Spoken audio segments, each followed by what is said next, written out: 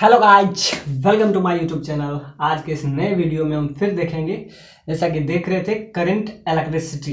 तो current electricity का एक बेसिक सा क्वेश्चन जो कि प्रीवियस लेक्चर में हम कवर किए थे, और वो जेई एडवांस 2016 में वो क्वेश्चन पूछा गया था। आइए हम नेक्स्ट पार्ट पे, हालांकि आज के इस लेक्चर में भी हम करंट इलेक्ट्रिसिटी ही कवर करेंगे, तो एक दो तीन लेक्चर में आपको करंट इलेक्ट्रिसिटी कवर अप हो जाएगा।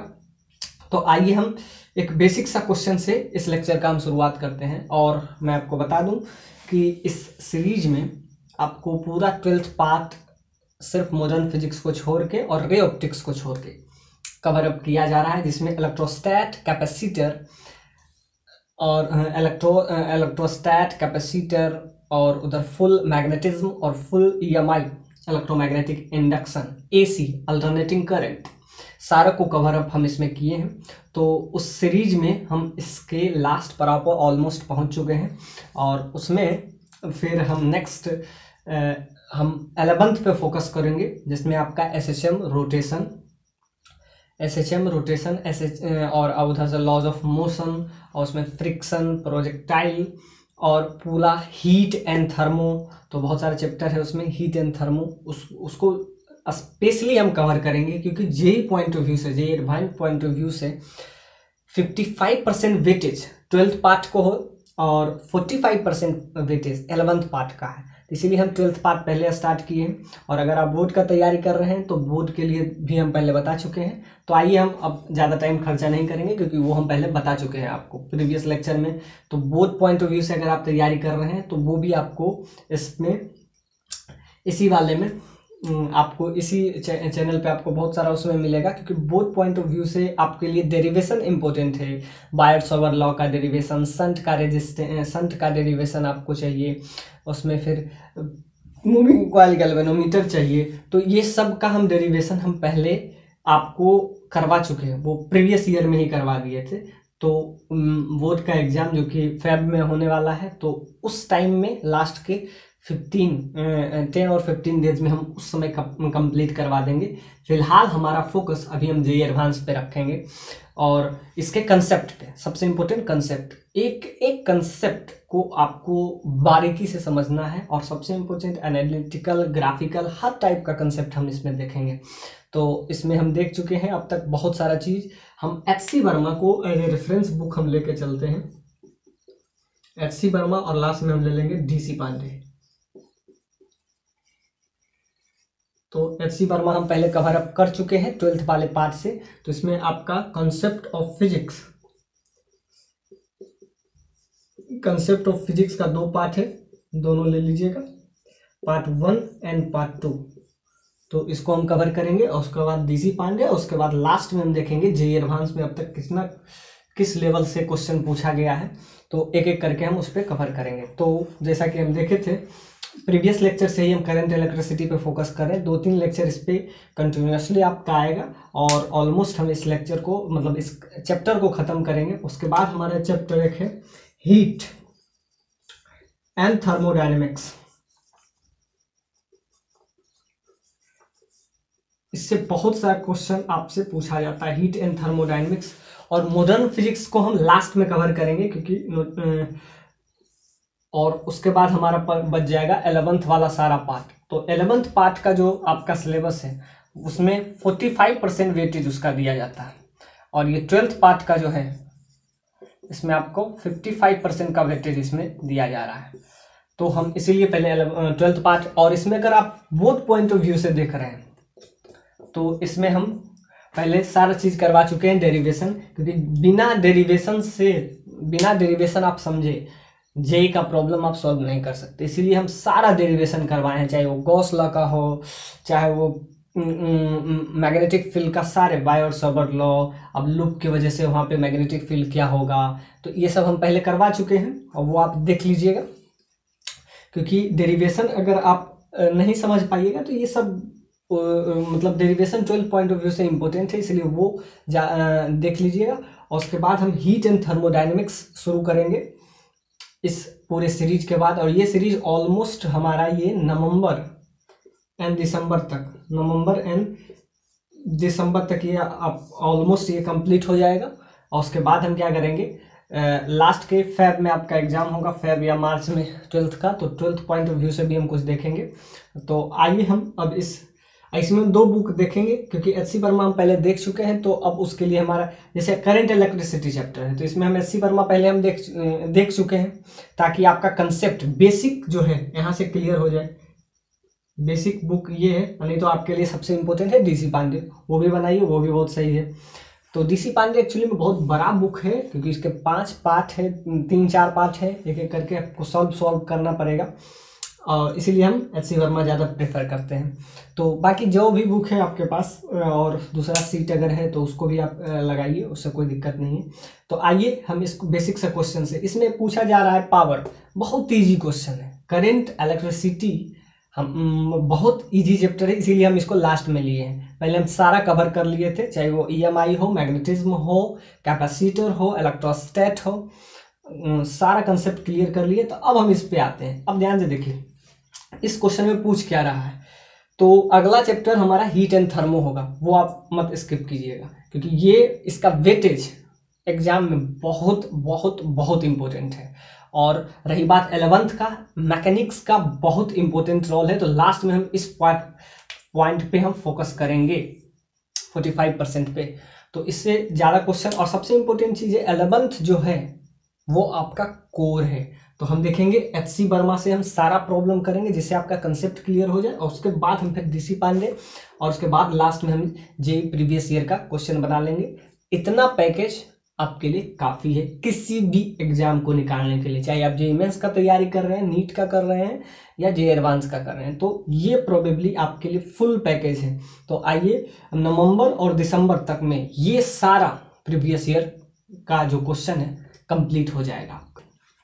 कुछ इस टाइप का कनेक्शन है, और इसको हम 3 वोल्ट के एक बैटरी से कनेक्ट किए हैं, और इसको भी हम 3 वोल्ट से कनेक्ट किए हैं, और लास्ट में एक रेजिस्टेंस है, उसको हम कुछ इस टाइप से बनाते हैं आपके लिए।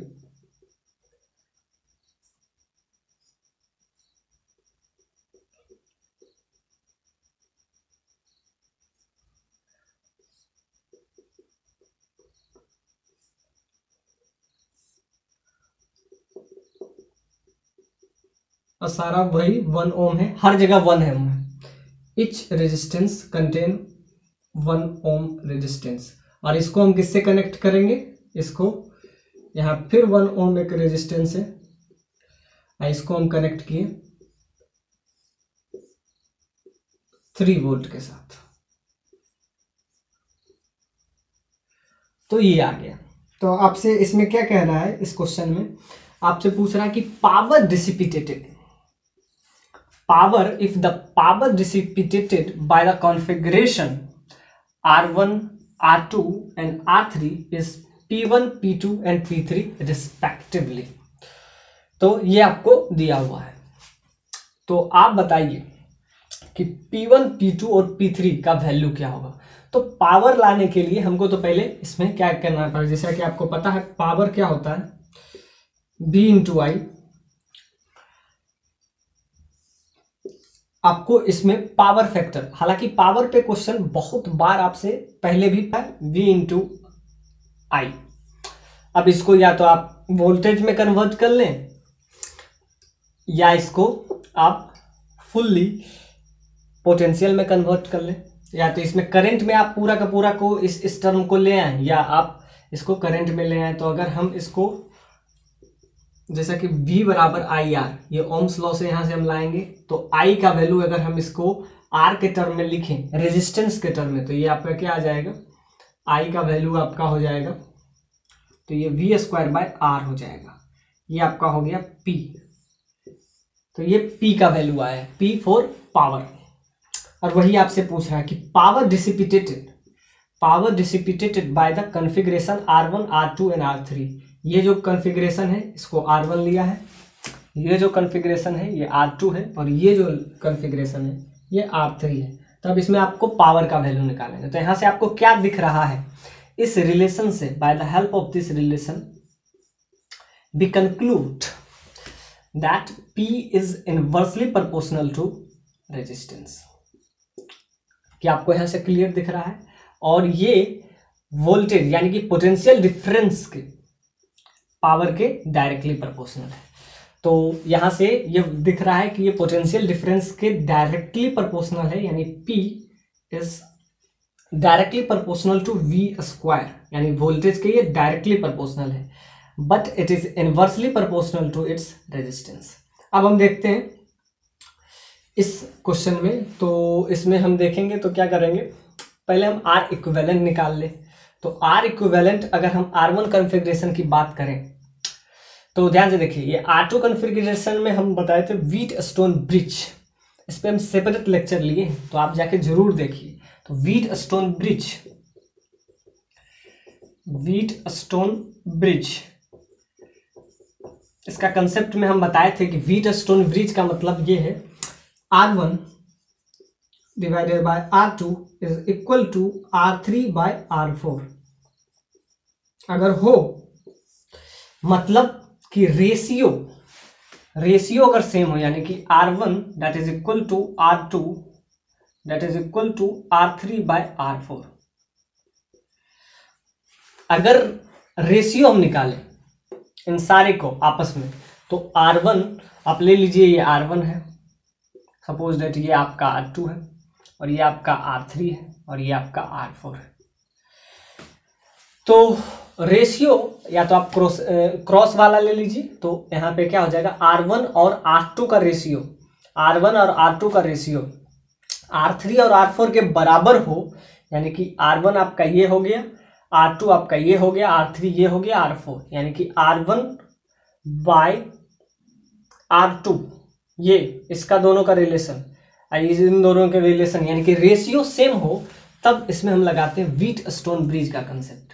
और व्हीटस्टोन ब्रिज कहता है कि इस पॉइंट का अगर हम let's this point is A and this point is B, then potential at A that is equal to potential at B। अगर ऐसा हो कि उसका रेशियो सेम हो, यानी रेजिस्टेंस का रेशियो सेम अगर हो, तब क्या होगा, VA that should be equal to VB, यानी कि इस पॉइंट का पोटेंशियल इस पॉइंट के पोटेंशियल के बराबर हो जाएगा।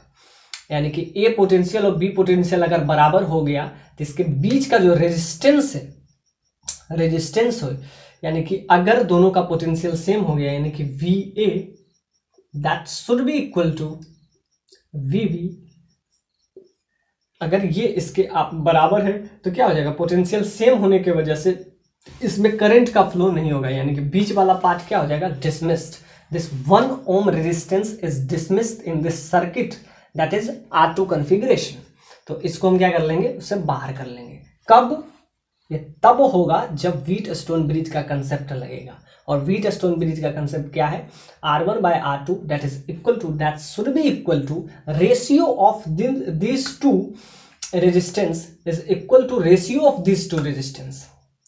That's why VA equal to VT, VA और VB के बराबर हो जाएगी, यानी कि पोटेंशियल का डिफरेंस होता है तभी चार्ज का फ्लो होता है। Charge flow due to potential difference, और charge flow from higher potential to lower potential, but in this case VA equal to VB, so this part यानी this 1 ohm resistance is dismissed। तो ये dismissed हो गया। अब आप इसका बहुत आसानी से निकाल सकते हैं। तो अब ध्यान से देखिए, आपका सर्किट कुछ ऐसा बन जाएगा, ऐसा बन गया। तो अब इसका रेजिस्टेंस निकालना बहुत आसान है, बस ये देखने में आपको बड़ा लग रहा है। तो क्या हो जाएगा, ये वाला पार्ट को हम क्या कर लेंगे, डिसमिस्ड कर देंगे। तो ये आपका आपस में क्या हो जाएगा, सीरीज हो जाएगा। और रेशियो तो सेम होगा ही ना, क्योंकि सब 1 ओम है।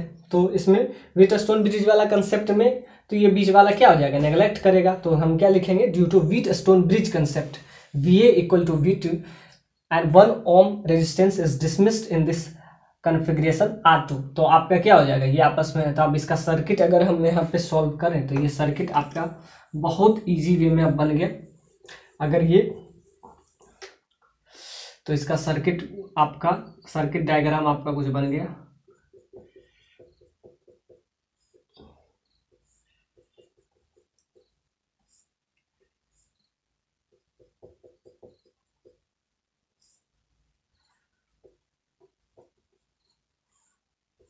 अब कुछ ऐसा बन गया, बीच वाले क्या हो गया, अब ये सब 1 ओम है, तो अब कुछ भी नहीं है। ध्यान से देखिए, ये 1 ओम, ये 1 ओम।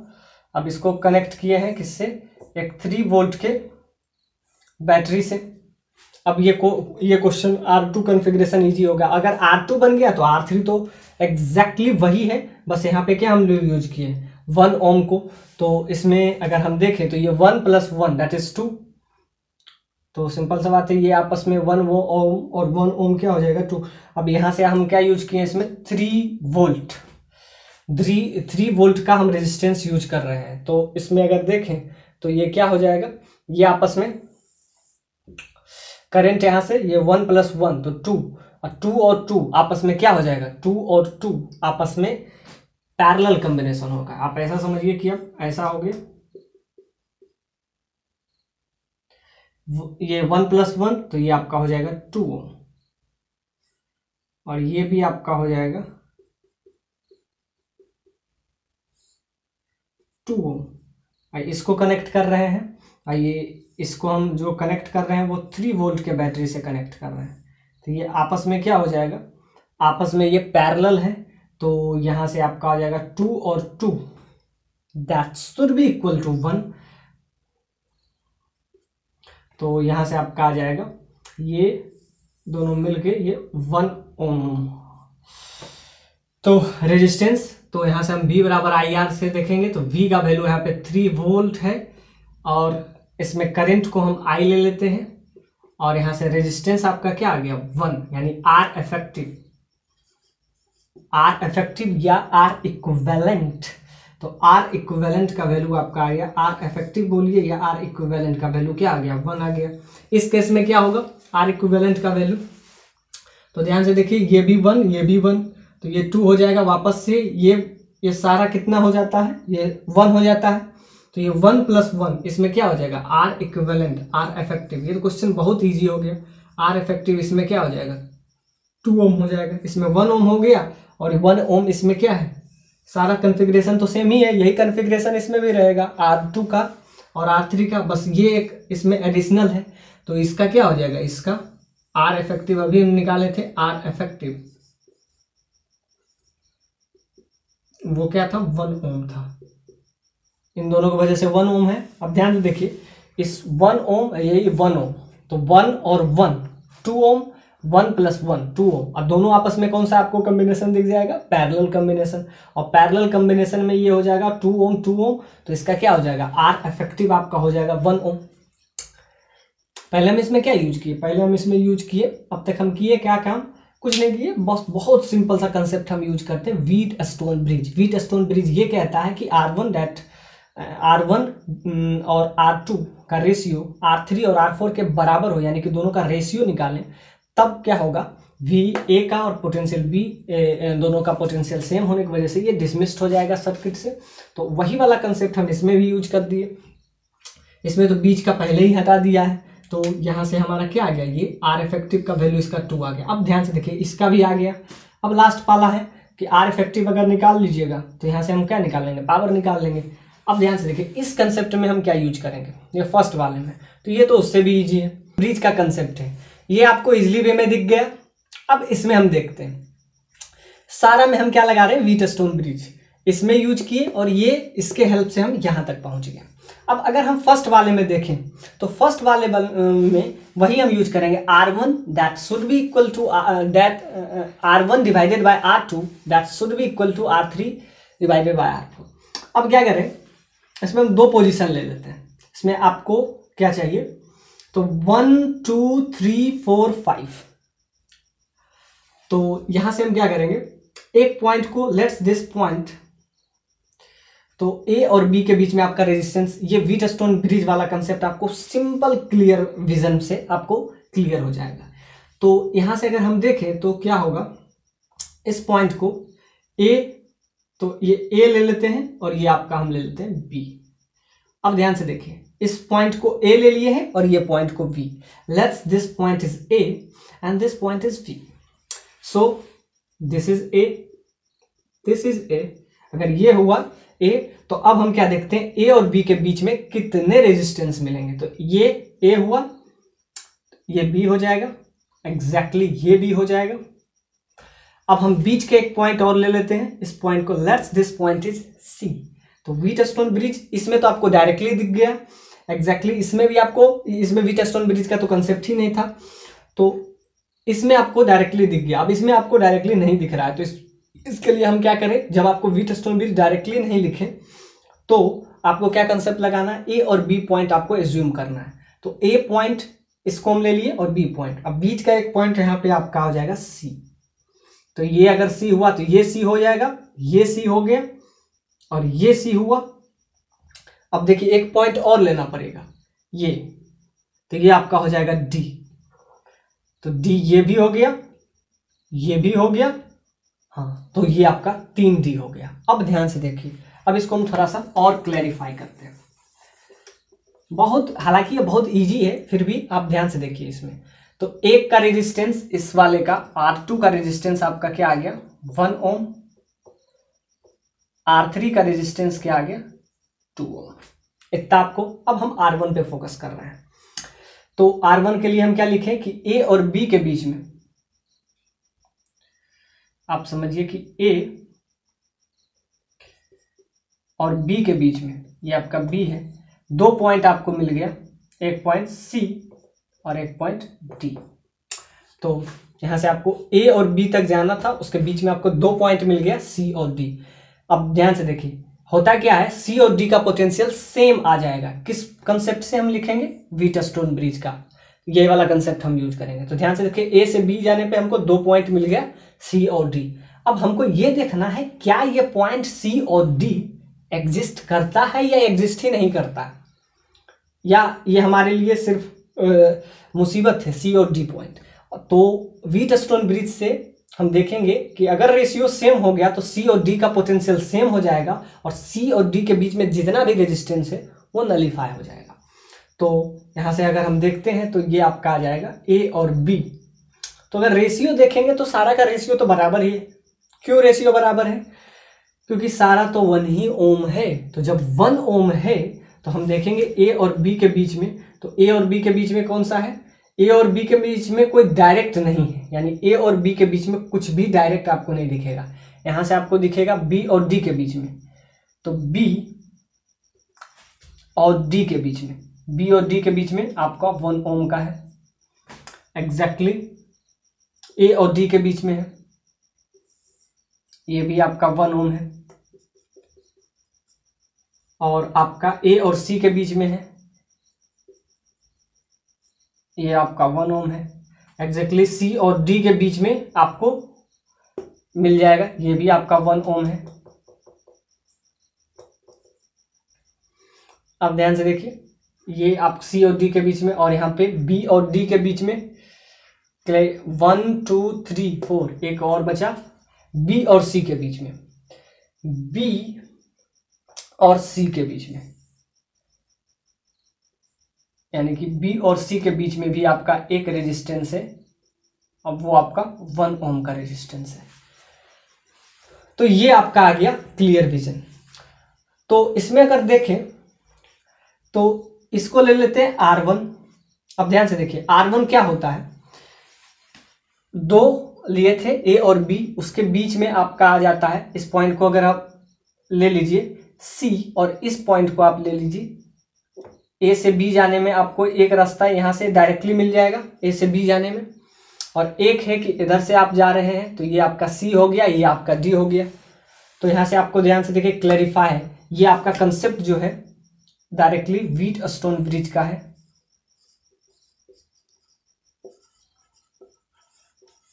अब कैसे है, तो उसमें हम क्या यूज करते हैं, R1 और R2। तो R1 और R2 अगर R3 और R4 के बराबर है तो बीच वाला जो है, यानी कि potential at C that should be equal to potential at D, और पोटेंशियल अगर C और D आपस में बराबर हो जाएगा, वो किसके कंसेप्ट से हम यूज कर रहे हैं, इस कंसेप्ट से, R1 bye R2 that is equal to R3 by R4, यानी कि इन दोनों का रेशियो हम लेते हैं, और रेशियो इसलिए बराबर होगा क्या कि सारा 1 ओम है। तो ये आपका, इसको हम ले लिए R1 और ये R2 और ये आपका R3 और ये आपका R4। तो बीच वाला जो रेजिस्टेंस होगा यानी कि ये C और D के बीच में जो रेजिस्टेंस होगा वो क्या हो जाएगा, सर्किट से डिसमिस्ड हो जाएगा। तो इसको हम ध्यान से देखिए, इसको हम बाहर से भी कनेक्ट कर सकते थे, इसको आप बाहर से भी कनेक्ट कर सकते हैं। तो ध्यान से देखिए, ए और बी जाने के आपको कौन सा रास्ता, ये वाला है। ए से बी जाएंगे तो ए से पहले डी जा रहे हैं, उसके बाद हम फिर बी जा रहे हैं। सी से बी जा रहे हैं और उसके बाद हम क्या, ए से सी चला जाएंगे। तो ये वाला पॉइंट आपका ये वाला आ गया R1 R2। तो इसका रेशियो आपस में क्या हो गया, बराबर। सो R1 by R2 that should be equal to R3 by R4. That's why potential at C and potential at D be equal। और अगर ये इक्वल हो गया तो ये 1 ओम का जो रेजिस्टेंस है यानी कि ये वाला जो रेजिस्टेंस है ये क्या हो जाएगा, डिसमिस्ड हो जाएगा। और अगर ये डिसमिस्ड हो गया तो सर्किट आपका बहुत इजीली बनेगा और इसका फिर वही वाला आ जाएगा, इसका R3 का वैल्यू आपका क्या हो जाएगा, 1 ओम। अब ले लीजिए ये R1, ये आपका क्या हो जाएगा, इसको R1 ले लीजिए, ये R2 एग्जैक्टली इसको हम क्या ले लेंगे, R3 और ये आपका हो जाएगा R4। तो तीनों का रेशियो अगर हम देखेंगे R1 bye R2, R1 bye R2 that should be equal to R3 by R4।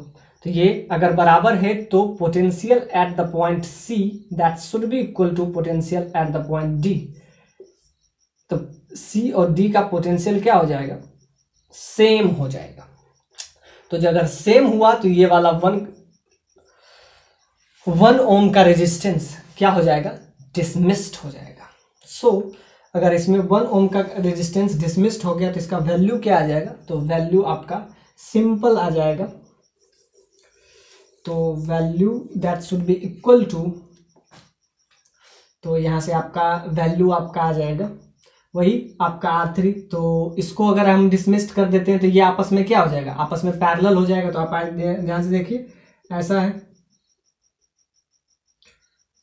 1 ओम ये और इसके बीच में C और D अगर हो गया तो ये आपस में हो जाएगा क्या, ये आपस में आपका हो जाएगा पैरेलल कॉम्बिनेशन। तो यहाँ पे ध्यान से देखिए 1 और 1 आपस में क्या हो जाएगा, सीरीज कॉम्बिनेशन हो जाएगा। यहाँ से जो आएगा तो ये आपका 1 हो जाएगा और ये अभी आपका 1 हो गया।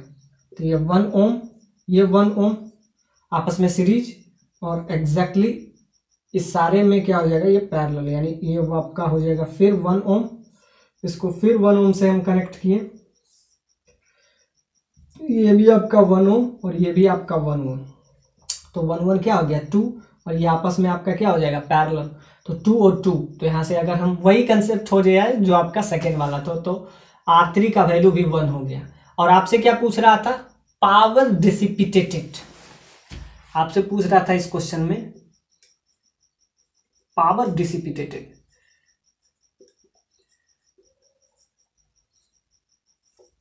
तो पावर डिसिपिटेटेड जो है इसमें हो जाएगा, तो पावर किस चीज पे डिपेंड करता है, तो पावर डिपेंड करता है V और I पे, यानी कि पोटेंशियल का स्क्वायर डिवाइडेड, यानी रेजिस्टेंस के ये इनवर्सली प्रोपोर्शनल होता है, power that is inversely proportional to resistance. तो ध्यान से देखिए, फर्स्ट वाले का आपको 1 ओम आया, सेकेंड वाले का आपका क्या आ गया, 1 ओम आया, यानी कि दोनों का पोटेंशियल, दोनों का रेजिस्टेंस सेम है। तब हम कैसे देखेंगे, तब हम देखेंगे इस पे भी 3 वोल्ट है, इस पे भी 3 वोल्ट है, मतलब कि रेजिस्टेंस भी सेम आ रहा है, पोटेंशियल भी सेम आ रहा है। तब हम कहां से चेक करेंगे, तो क्या हो जाएगा, P1 का वैल्यू जो होगा वो P2 के बराबर हो जाएगा। और लास्ट वाला जो P3 है, क्योंकि उसका रेजिस्टेंस आपका 2 ओम आ रहा है, ये आपका है R3 दैट इज 2 ओम। तो रेजिस्टेंस अगर ज्यादा है तो पावर कम हो जाएगा, क्योंकि resistance is inversely proportional to the power dissipated by this resistance. Hence P2 and P1 और P2 इसलिए बराबर हो जाएगा क्योंकि दोनों का रेजिस्टेंस भी सेम है, एग्जैक्टली पोटेंशियल भी सेम है। That's why power dissipated in R1 configuration and R2 configuration should be equal, and R3 where P3 is this configuration R3, तो इसका रेजिस्टेंस का वैल्यू आपका क्या आ गया 2 ओम। तो रेजिस्टेंस ज्यादा है तो इसका पावर सबसे कम होगा, सो इसका पावर लेस देन, यानी कि सिंपल सा बात है कि इसका जो है पावर रेजिस्टेंस ज्यादा है तो पावर का वैल्यू क्या हो जाएगा कम हो जाएगा, यानी कि ये ग्रेटर हो जाएगा P3 से।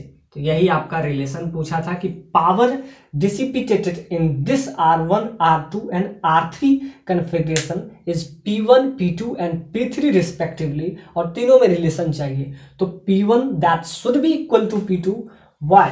Because the resistance R effective का वैल्यू इसमें भी 1 ओम आया था, एग्जैक्टली इसमें भी 1 ओम आया। इसमें भी हम व्हीटस्टोन ब्रिज लगाए थे, इसमें भी हम व्हीटस्टोन ब्रिज लगाए, तो इसका भी रेजिस्टेंस आपको 1 ओम आया और इसका भी रेजिस्टेंस आपको 1 ओम आया। और इसमें भी हम 3 वोल्ट का बैटरी सेट किए थे, इसमें भी हम 3 वोल्ट का बैटरी सेट किए थे, यानी सारा चीज इक्वल है। That's why power dissipated in configuration R1 that should be equal to R2, but in R3 is less than, क्यों? क्योंकि इसका रेजिस्टेंस ज्यादा है। तो अगर रेजिस्टेंस ये ज्यादा है, इफ रेजिस्टेंस इंक्रीजेस, क्योंकि इनवर्सली प्रोपोर्शनल रेजिस्टेंस बढ़ेगा सो पावर घट जाएगा। So power of P3 is less. Missing concept है कि इसमें आपको जो दिया है इस कंडीशन में, तो इस कंडीशन में हम लिए थे A और B।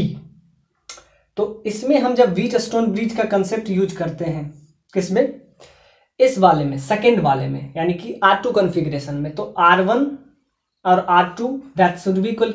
लेकिन इसमें जो है फर्स्ट वाले का 1 ओम आया और सेकेंड वाले में अगर हम इसका देखें तो इसका नेट रेजिस्टेंस अगर देखें तो यहां से आपका पोटेंशियल, क्योंकि ये पोटेंशियल यानी VA that should be equal to VB, लेकिन नहीं होगा क्योंकि ये हम सेल से कनेक्ट किए हैं। तो सेल से जब कनेक्ट करेंगे तो VA और VB आपस में बराबर तो कभी हो ही नहीं सकता है। तो इसका अगर हम R इक्विवेलेंट निकालें, फर्स्ट वाले का तो हम क्या निकाल लिए, तो आपका क्या आ गया 1, क्योंकि ये बीच वाला पार्ट C और D डिसमिस्ड हो गया, तो ये R1 और यहां से क्या हो जाएगा, ये पार्ट अगर डिसमिस्ड हो गया तो इधर से बच जाएगा आपका। तो इसको अगर हम निकाल लेते, ये पार्ट अगर हम यहां से रिलीज कर देते हैं तो ये क्या बच जाएगा, ये पार्ट अगर हट गया तो ये बच जाएगा 1 ओम और ये 1 ओम, आपस में क्या हो जाएगा 1 ओम और 1 ओम, तो ये आपस में 2 ओम हो गया और नीचे भी आपका 2 ओम आ गया। तो यहां से R इफेक्टिव आपका क्या हो जाता है 1 ओम आपका आ जाता है।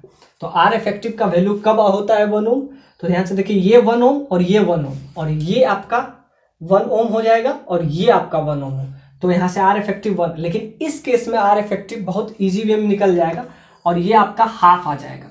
क्यों हाफ आ जाएगा, अब ध्यान से देखिए, इसमें बहुत ही चालाकी से इस टाइप के कंसेप्ट को रजिस्ट किया गया है कि इस दोनों के बीच में ही हम क्या लगा दिए, सेल लगा दिए।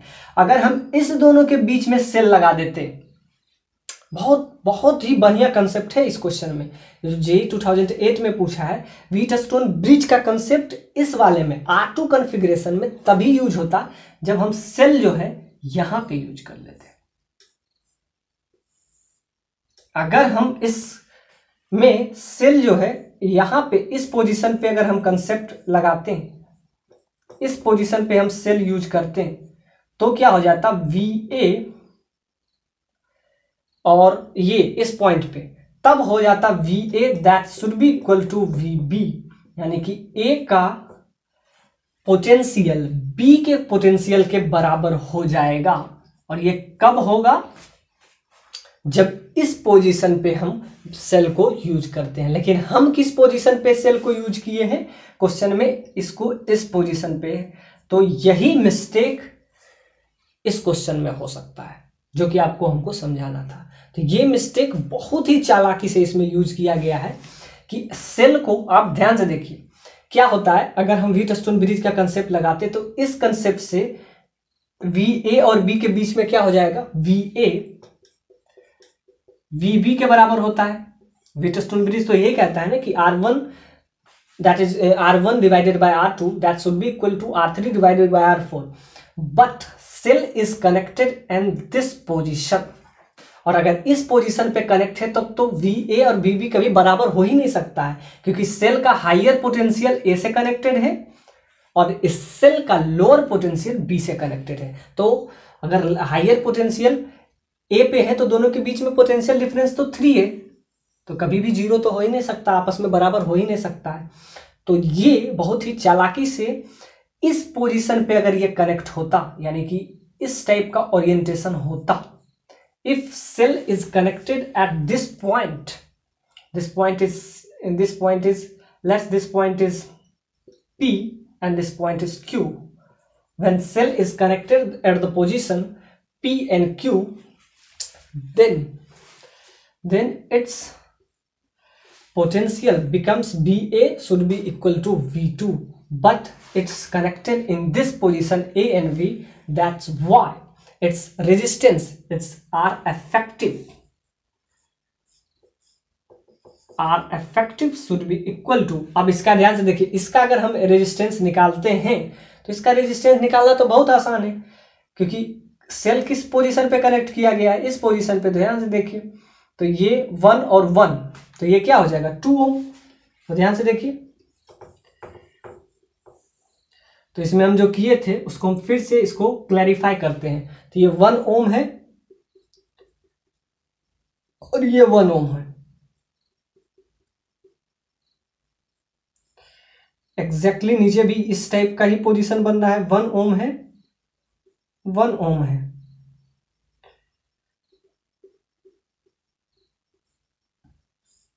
अब बीच में आपका है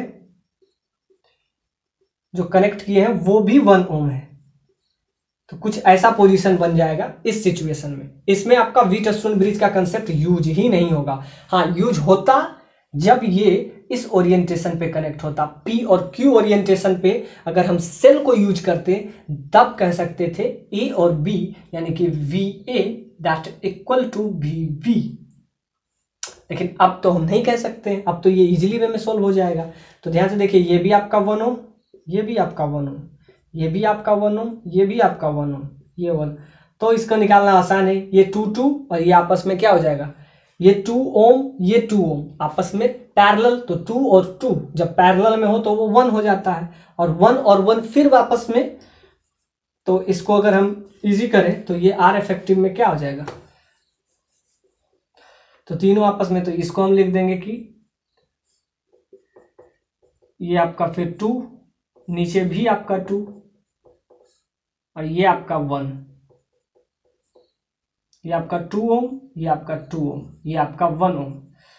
तो ध्यान से देखिए, 2 और 2 फिर वापस से 1 मिल जाएगा, तो यहां से आपका हो जाएगा, और ये आपका हो जाएगा 1 ओम, ये 1 ओम, ये आपका 1 ओम, तो 1 ओम, तो R effective that should be equal to 0.5 यानी कि हाफ, 1/2 ओम आपका यहां से रेजिस्टेंस आ जाएगा। तो आपसे पूछा था P1 और P2 और P3 में रिलेशन, तो ये रिलेशन तो हो सकता था, लेकिन अब क्या होगा, रेजिस्टेंस इसका यानी कि R2 कॉन्फ़िगरेशन का जो रेजिस्टेंस है वो क्या आ गया आपका 1/2 ओम यानी हाफ ओम। तो इसका रेजिस्टेंस 1, इसका 1/2, तो जिसका रेजिस्टेंस ज्यादा है उसका क्या हो जाएगा, उसका सबसे कम पावर होगा, यानी पावर इसके केस में क्या हो जाएगा, इससे ज्यादा हो जाएगा, क्योंकि जिसका रेजिस्टेंस कम है उसका पावर ज्यादा है, यानी कि R2 यानी कि P2 is greater than P1, और P1 से ज्यादा कौन है, P1 से भी ज्यादा है, क्योंकि इसका 2 ओम है, तो इसका सबसे ज्यादा, तो इसका सबसे कम हो जाएगा P3। तो ये आपका आ जाएगा कि सबसे ज्यादा क्या हो जाएगा, सबसे कम रेजिस्टेंस किसका है, R2 का है, तो जिसका रेजिस्टेंस सबसे कम उसका पावर सबसे ज्यादा, तो सबसे कम रेजिस्टेंस इसका है, और इसका क्या है, इसका 1/2 है ओम है, ये आपका 1 ओम है, और ये आपका क्या हो जाएगा 2 ओम है। तो सबसे कम क्या है, सबसे कम 1/2 है, तो अगर 1/2 है यानी कम है, यानी कि रेजिस्टेंस कम है, तो पावर डिसिपेटेड सबसे ज्यादा होगा। सो P2 is greater than P1 and P1 is greater than P3। यानी कि सबसे कम किसका हो जाएगा, P3 का। क्यों? क्योंकि उसका रेजिस्टेंस सबसे ज्यादा है, और सबसे ज्यादा किसका होगा, P2 का। क्यों? क्योंकि उसका रेजिस्टेंस सबसे कम है। सबसे कम रेजिस्टेंस 2, उसके बाद 1 और उसके बाद ये 2। तो ये आपका हो जाएगा 0.5 ओम, ये आपका 1 ओम, और ये आपका हो जाएगा 2 ओम रिस्पेक्टिवली। तो जिसका रेजिस्टेंस जितना ज्यादा है उसका पावर उतना ही कम है। So power dissipated in configuration R1, R2 and R3 that is equal to P2 is greater than P1 and P1 is greater than P3 respect का क्वेश्चन है।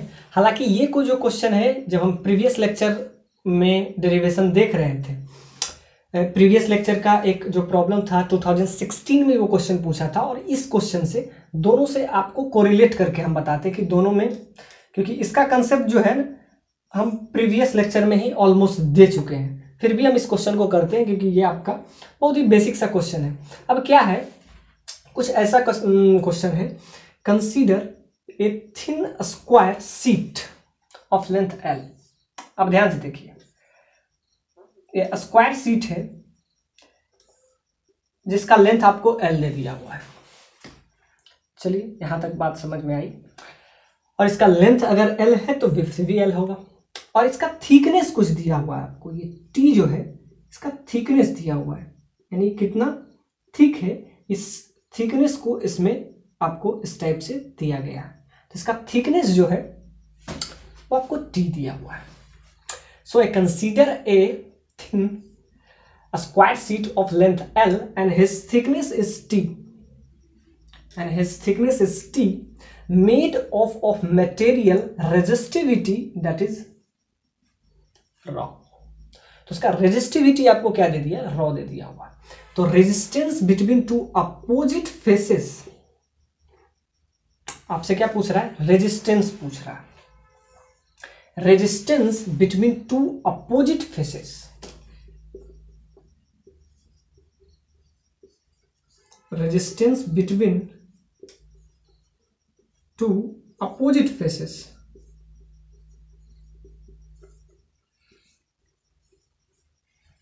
ये बहुत बढ़िया क्वेश्चन है, और ये क्वेश्चन एग्जैक्टली ऐसा ही क्वेश्चन हम प्रीवियस ईयर जो 2016 में क्वेश्चन पूछा है। अब ध्यान से देखिए कि एक स्क्वायर प्लेट है जिसका लेंथ L है, थिकनेस, उसका जो थिकनेस है वो क्या है, ये T क्या है, उसका थिकनेस है। और इससे हम क्या किए, करंट हम पास करवाएं। सपोज दैट यहां से I करंट इंटर किया और यहां से I करंट यहां से एग्जिट किया। तो ये क्वेश्चन है। अब इसका रेजिस्टेंस आपको निकालना है। तो रेजिस्टेंस होता क्या है, तो resistance that should be equal to rho L by A,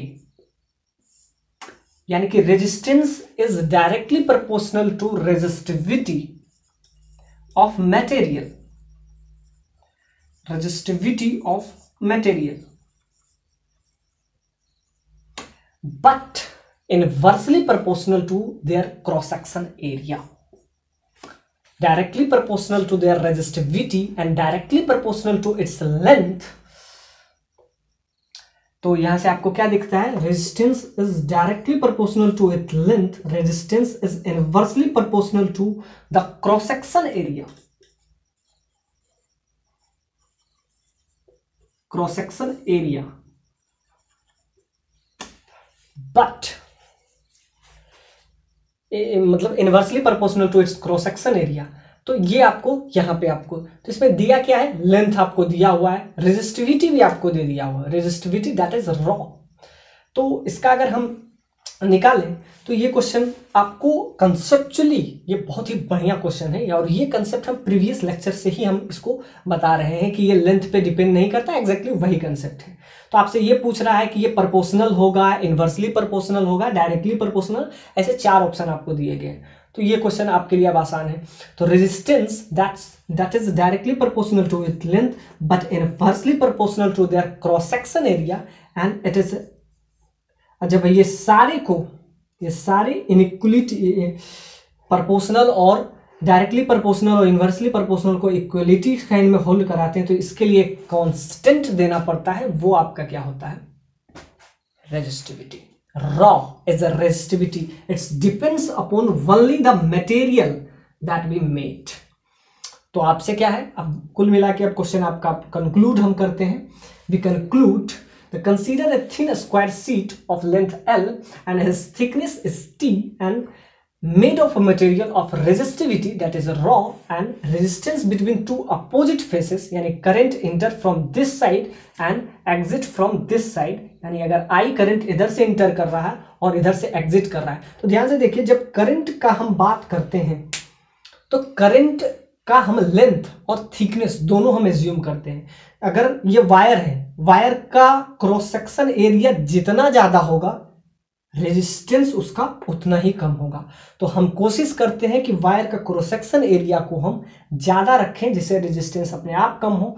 और दूसरा तो मटेरियल पे डिपेंड करता है, सोना चांदी च्यवनप्राश, यानी कि चांदी का सबसे कम आपका रेजिस्टेंस होता है, तो वो तो मटेरियल पे डिपेंड करे, it's depends upon the material but it's cross section. अब क्रॉस सेक्शन में हम जब देखते हैं उसका कुछ ना कुछ थिकनेस होगा। क्रॉस सेक्शन भी तो इस टाइप से है, आपस में इस टाइप से बना हुआ होगा, क्योंकि उसको अगर हम इस टाइप से स्लाइस कट करेंगे तो वो आपस में भी तो क्रॉस सेक्शन दिखता है।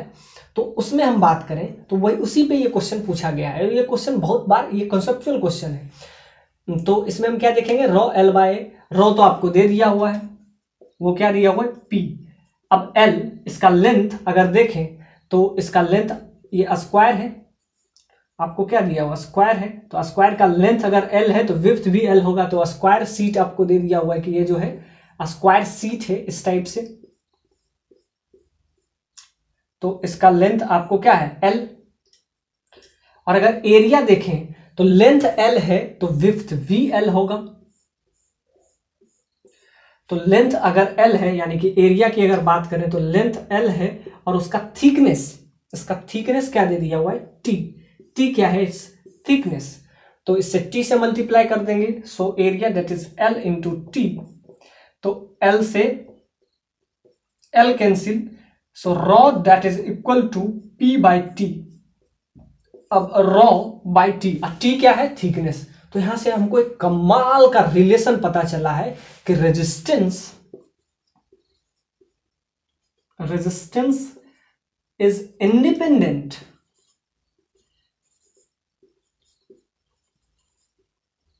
independent of length। Resistance is independent of length, यानी कि रेजिस्टेंस जो होता है लेंथ से इंडिपेंडेंट होता है, यानी कि लेंथ पे वो डिपेंडेंट नहीं होता है, लेंथ से वो इंडिपेंडेंट होता है। यानी कि लेंथ आप बढ़ाएं घटाएं कांस्टेंट रखें, उससे उसके मतलब कि आप अगर उसका लेंथ बढ़ाएं घटाएं या कांस्टेंट रखें उससे रेजिस्टेंस पे कोई फर्क नहीं पड़ता है। तो ये आपको यहां से क्लियर हो गया कि R is independent of, R का वैल्यू आपका आया क्या, R का वैल्यू आपको P बाई T आ गया। T आपका क्या है, उसका थिकनेस है, P क्या है, P आपका है उसका रेजिस्टिविटी, और रेजिस्टिविटी सिर्फ मटेरियल पे डिपेंड करता है। तो यहां से आपका क्या आ गया, दिस इज योर आंसर। और यही आपसे पूछा है कि वो किस चीज पे डिपेंड करेगा, तो डिपेंड उसका थिकनेस पे करेगा और दूसरा रेजिस्टिविटी पे कर देगा, और वो लेंथ। नेक्स्ट क्वेश्चन पे हम आते हैं, और ये क्वेश्चन आपको JEE 2011 में ये क्वेश्चन पूछा गया है, और ये मीटर ब्रिज का क्वेश्चन है, बहुत बेसिक क्वेश्चन है मीटर ब्रिज पे। तो इसको अगर हम इस टाइप से देखें तो मीटर ब्रिज को हम किस टाइप से हम बनाते हैं, तो मीटर ब्रिज 1 मीटर का होता है, इसीलिए इसको हम मीटर ब्रिज कहते हैं। और जो है मीटर ब्रिज का है, तो मीटर ब्रिज का हम पहले आपको फिगर बना लिए। तो मीटर ब्रिज जैसा कि नाम से ही क्लियर है, इसका 1 मीटर इसका लेंथ होगा, 1 मीटर का इसका लेंथ हो जाएगा कुछ इस टाइप से।